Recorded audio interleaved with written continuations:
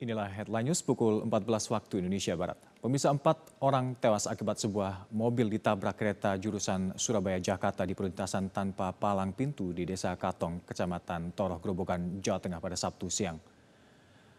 Sebuah mobil minibus dengan nomor polisi B1937 ini terseret sejauh 300 meter dan kereta api baru berhenti setelah sampai di stasiun Sedadi yang berjarak sekitar 500 meter dari lokasi kecelakaan. Mobil akhirnya terbakar, namun 4 penumpang mobil tidak bisa menyelamatkan diri karena tewas terpanggang. 4 penumpang ini adalah Agus Bambang, Agus Abdullah, Ihsan Adikan, dan Syamsul Bahtiar. Semuanya adalah warga kota Semarang, Jawa Tengah. Polisi masih menyelidiki peristiwa kecelakaan ini.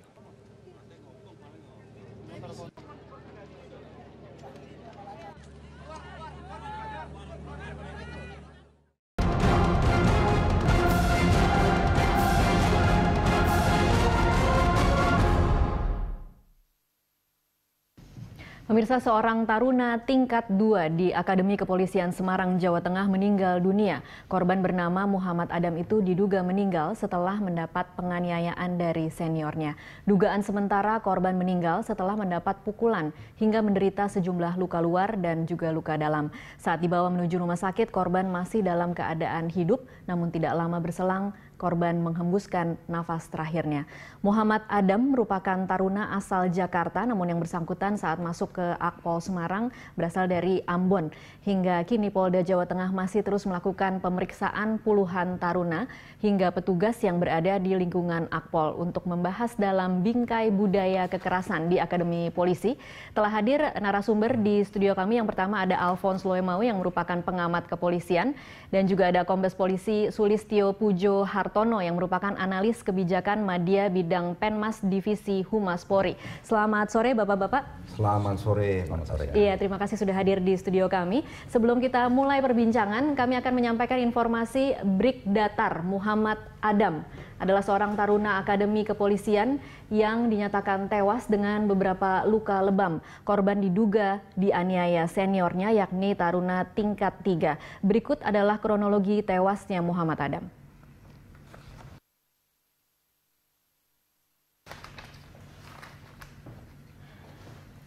Pada hari Rabu 17 Mei 2017 pukul 21, taruna Akpol tingkat 2 dan tingkat 3 melakukan apel malam.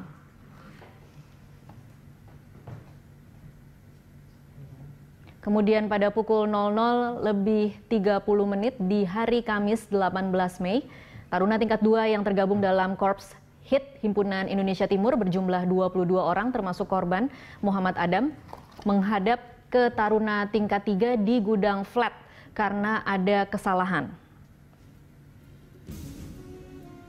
Setelah berkumpul, taruna tingkat 3 memerintahkan seluruh taruna tingkat 2 untuk melakukan sikap tobat sambil diberikan arahan.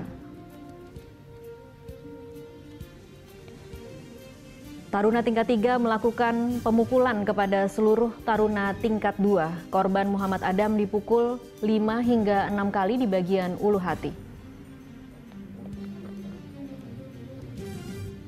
Pukulan terakhir menyebabkan korban merasa kesakitan dan kolaps, kemudian kejang. Upaya menyadarkan korban dilakukan dengan CPR dan membasahi muka korban dengan air. Korban kemudian dibawa ke rumah sakit Akpol oleh 2 pengawas, namun pada saat dimasukkan ke mobil, korban sudah kaku.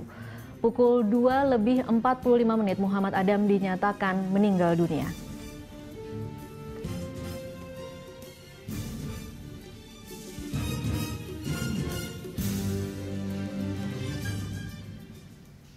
Ya, pemirsa, kita akan mulai perbincangan ini. Saya akan langsung ke Pak Pujo. Pak Pujo, sampai sejauh ini yang kita ketahui adalah ada 35 taruna yang diperiksa, 21 dari tingkat 2, 14 dari tingkat 3. Tetapi kita tidak tahu apa lagi yang kemudian sudah diketahui kepolisian dari apa yang terjadi di Akpol. Yang pertama ini, Mbak Tasya, kami atas nama kepolisian dan pimpinan Polri menyampaikan rasa duka cita yang sangat mendalam atas meninggalnya saudara Muhammad Adam, adik kita, baik kepada keluarga rekan Ande Tolan dan sahabat-sahabatnya. Itu yang pertama. Yang kedua tentu saja ini adalah keprihatinan kita, ya, keprihatinan kita karena masih ada korban kekerasan khususnya di institusi kebanggaan kita yaitu Akademi Kepolisian. Itu yang pertama kita sampaikan. Oke, apa yang sudah diketahui pihak kepolisian dari hasil penyelidikan sementara, Pak? Jadi begitu kejadian itu kan diperkirakan setelah apel malam ya, kemudian ada taruna dari beberapa kota ya dari wilayah Indonesia Timur dikumpulkan oleh seniornya tanpa sepengetahuan ya dari kemudian dikumpulkan oleh tingkat 3 dan pada pukul 2.45 ya itu yang bersangkutan setelah diupayakan dibawa ke rumah sakit ya meninggal dunia di rumah sakit Akpol.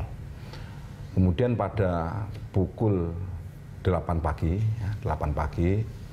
itu hari Kamis kemarin dari Akpol kemudian dari Polda Jateng, Direktur Reskrim serta stafnya seluruh anak buahnya langsung bergerak melakukan upaya untuk melakukan penyelidikan terhadap kasus tersebut ya, dengan dibantu staf Akpol dan dilakukan pemeriksaan terhadap tadi yang sudah disampaikan betul dihitung 35 itu terdiri dari dari taruna senior tingkat 3 sekitar 14 dan sisanya adalah 21 dari taruna junior ya itu. Okay.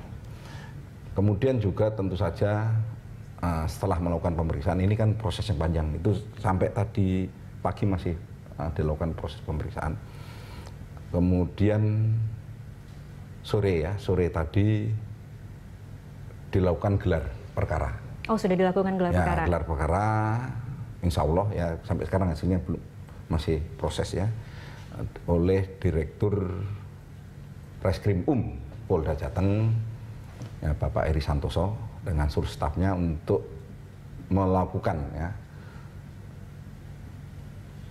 pengamatan kemudian analisa mendalam terhadap kasus yang terjadi baik dari saksi-saksi yang ada ya, saksi-saksi yang ada dari tadi yang telah diperiksa kemudian juga dari keterangan dari dokter kemudian pengasuh karena kalau baru diperiksa 35 ini pun berarti kan dari tarunanya aja belum habis nih kan begitu yang mulai dari saat tapi ini 35 ini memang dipastikan ada di TKP pada waktu diperkirakan mereka ini kan nanti kalau kita melakukan namanya analisa pakai metrik ini si A perannya apa, si B perannya apa, si C peran apa, si D peran apa ini sedang dilakukan tadi sedang dilakukan gelar di Direktur Reskrim Polda Jateng. Nah, ini belum nih, baru 35 nih, belum nanti dokternya kita mintain keterangan, kan begitu. Okay. Belum melakukan olah TKP dan lain-lain.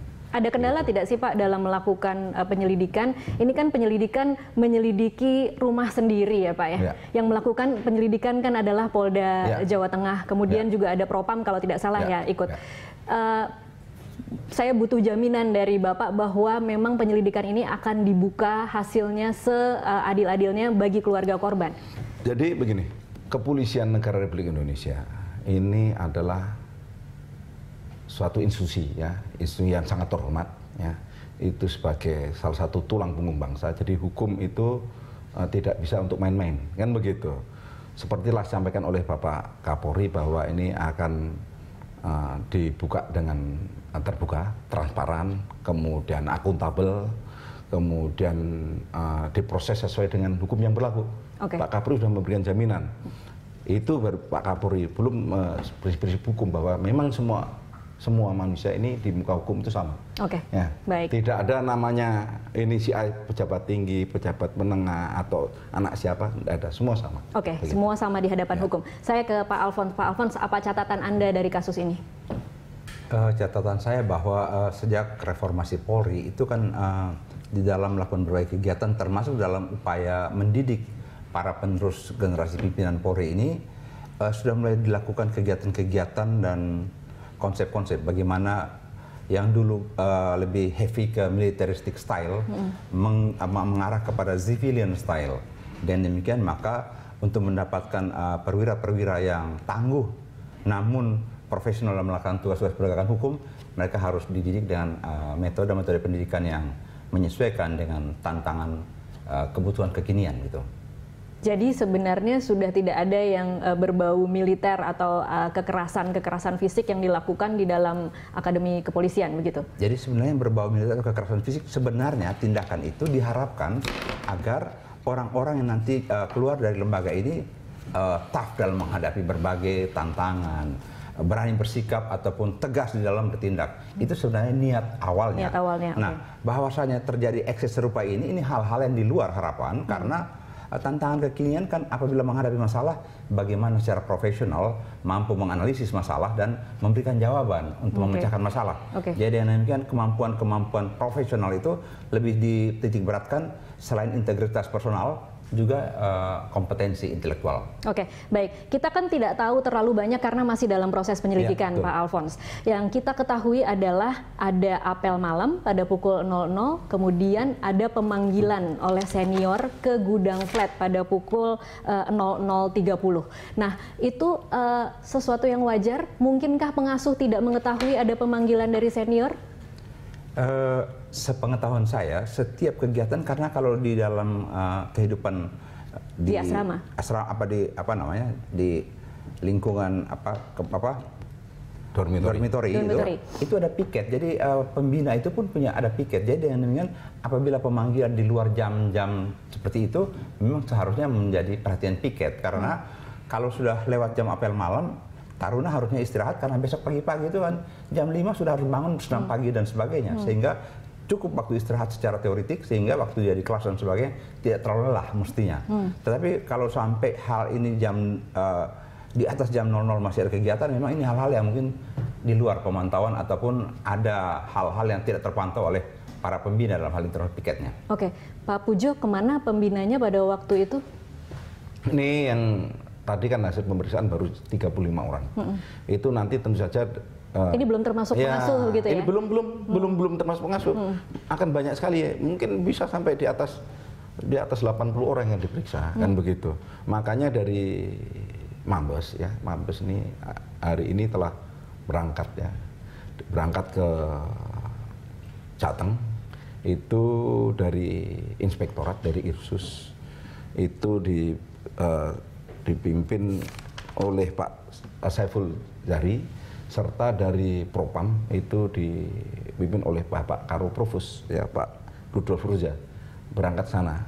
Cukup banyak untuk membantu melakukan asistensi yang intinya bahwa ini kan dua samping dari Polda Jateng, Direktur Reskrim serta dengan seluruh perangkatnya, dari Mabes pun diturunkan tim, belum nanti tim-tim lain yang menyusul.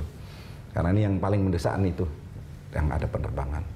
Itu intinya yang pertama itu bahwa kalau dari Propam ini kan untuk melihat apakah proses belajar mengajar selama melakukan pembinaan ini telah sesuai dengan prosedur, pengawasannya bagaimana dari pagi sampai malam dan lain-lain. Itu belum dilakukan pemeriksaan. Itu yang nanti dari tim yang dipimpin oleh Pak Rudi Rudolf itu yang akan melakukan pendalaman. Oke, baik. Ya, belum lagi yang di luar itu dari Irsus, ya, dari Orasum yang dipimpin Pak. Oke, baik. Pak Pujo, nanti di segmen selanjutnya saya ingin tahu bagaimana sebenarnya pola pengawasan dan juga pola hukuman di dalam akademi itu. Mungkin bisa dijelaskan apa yang kemudian boleh dilakukan dan tidak boleh dilakukan, apa yang dianggap wajar dan apa yang tidak dianggap wajar. Nanti kita akan sambung di segmen selanjutnya. Pemirsa tetaplah bersama kami.